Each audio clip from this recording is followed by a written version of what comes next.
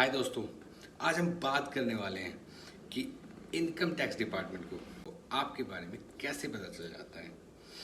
जैसे कि अगर आपको बाय करनी है कोई कार जिसकी वैल्यू 10 लाख से है ज़्यादा, तो जहाँ से भी आप बाय करोगे उसकी रिस्पॉन्सिबिलिटी है कि वो आपका 1% TCS काट के गवर्नमेंट में जमा करवा देगा आपके नाम से।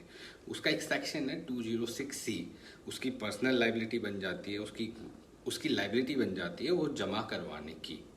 लेकिन हुआ क्या, उसकी लाइबिलिटी और आपकी इंफॉर्मेशन दोनों गवर्नमेंट के पास पहुंच गई। अब उससे प्रॉब्लम उसको नहीं है, प्रॉब्लम आपकी है राइट नाउ। हुआ क्या, डिपार्टमेंट को पता है आपने कार ली है जिसकी वैल्यू मोर देन 10 लाख है, गवर्नमेंट के पास TCS जमा हो गया।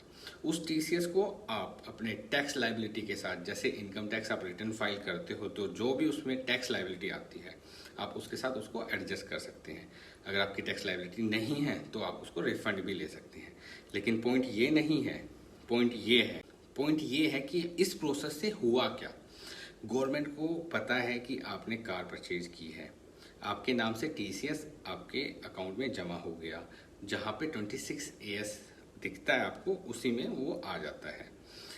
अब अगर आपने अपनी लास्ट ITR फाइल नहीं की थी तो उससे हुआ क्या कि आपकी इतनी वर्थ गवर्नमेंट की नज़रों में नहीं है कि आप कार परचेज कर पाए। अब परचेज करने का भी मोड, कोई भी मोड से आप परचेज कर सकते हैं, कैश, बैंक या लोन। लेकिन स्टिल क्वेश्चन वही है, क्या आपकी वर्थ है गवर्नमेंट की नज़रों में कि आप मोर देन 10 लाख की कार परचेज कर सकें। अगर है तो आपने रिटर्न में वो जरूर शो की होगी। अब मैटर कहाँ फंसता है कि आपने लास्ट ईयर की रिटर्न फाइल की या नहीं की। अब इशू यही आया, अगर आपने रिटर्न में अपनी नेट वर्थ इस हिसाब से नहीं दिखाई कि आप गाड़ी परचेज कर पाए और फिर भी आपने गाड़ी परचेज कर ली, तो it's a question mark for department. तो इससे आपके ऊपर प्रॉब्लम क्रिएट हो जाती है। अगर आपने अपनी इनकम टैक्स की रिटर्न में उसको अच्छे से शो किया हुआ है तो कोई प्रॉब्लम नहीं है। आपको TCS कटा हुआ है वो आप अपनी इनकम टैक्स की रिटर्न के साथ उसको एडजस्ट कीजिए। आपकी अगर कोई टैक्स लाइबिलिटी बनी हुई है उसके साथ एडजस्ट कीजिए, नहीं तो आप रिफंड ले लीजिए।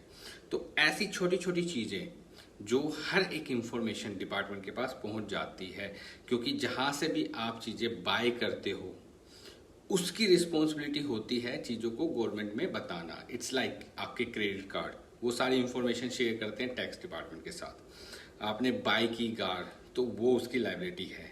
अगर आपने बैंक में पैसे जमा ज़्यादा करवा दिए या कैश जमा करवा दिया, 10 लाख से ज़्यादा आपने डिपॉजिट करवाए हैं कैसे भी, बाय चेक बाय कैश, वो बैंक की रिस्पॉन्सिबिलिटी है गवर्नमेंट को बताना।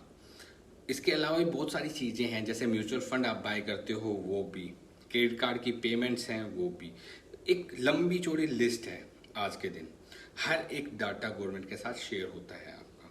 तो इन चीज़ों के बारे में डीपली जानने के लिए कि कार हमें कैसे परचेज करनी चाहिए, आपको कौन सी चीज़ किस टाइम पे और कितने अमाउंट में कैश में, बैंक में या लोन में लेनी चाहिए, ऐसी चीज़ें जानने के लिए मेरे साथ टच में रहे।